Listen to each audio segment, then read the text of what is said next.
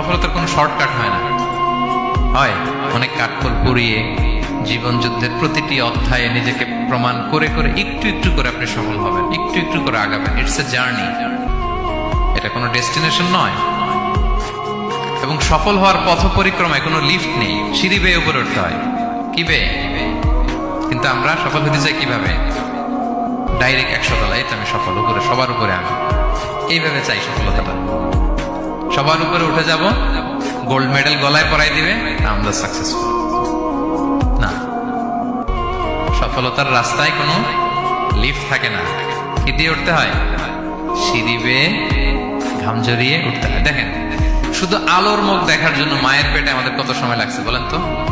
Just একটু light, হ্যাঁ, 9 মাস 10 মাস সময় লাগছে শুধু একটু আলো দেখবো আমরা।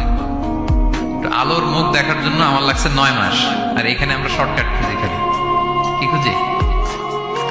সফলতার কোনো শর্টকাট নেই।